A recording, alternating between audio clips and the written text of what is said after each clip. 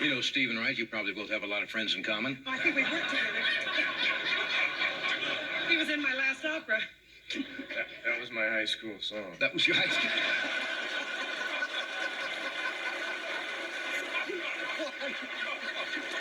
It brings back fond memories. Quick, Johnny, what was it? Now that song even you know. Habanera from Carmen.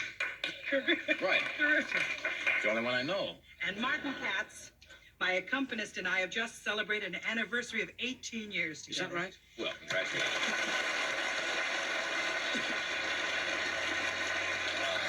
Longest relationship of my life, other than my daughter.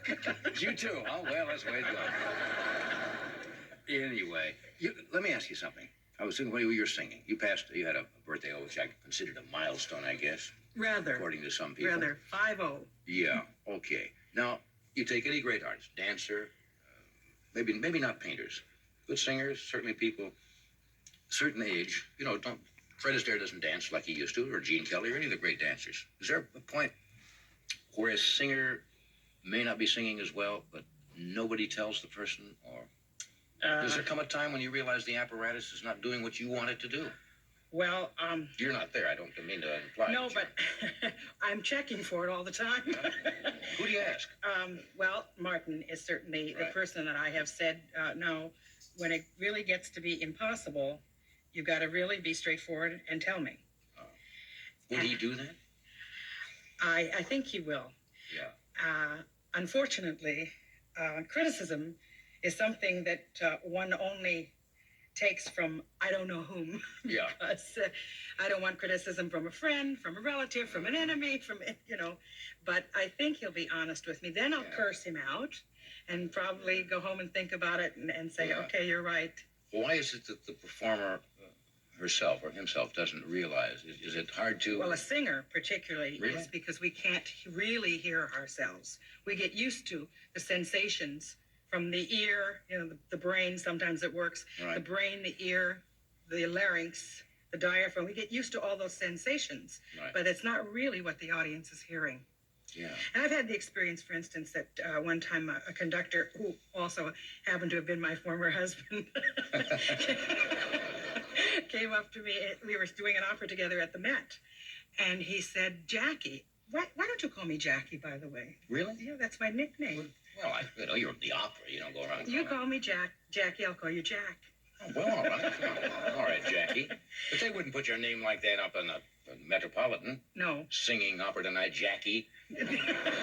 Sounds like you just came out of the Concord singing tonight. Everybody calls Jackie me Horn. that Okay, who knows Jackie, me. Well, I all mean, right. I've been here for years. Okay, Jackie. Anyway, he came backstage and he said, "Jackie, are you aware that you're singing that X note flat?" And I said, "Are you kidding?" He said, "It is flat." Really?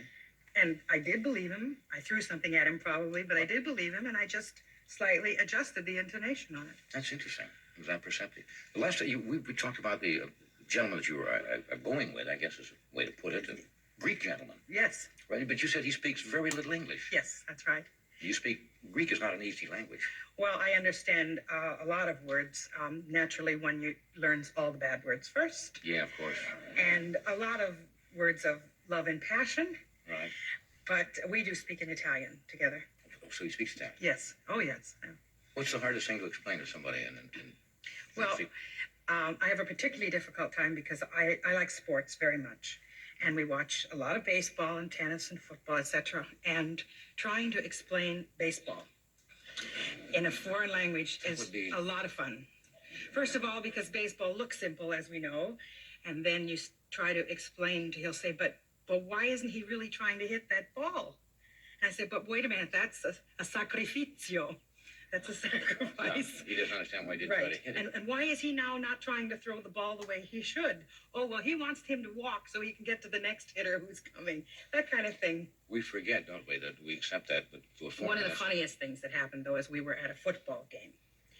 And he was getting used to the fact that one side goes this way and the other side goes this way. And then Start. when this side does something, the whole side of the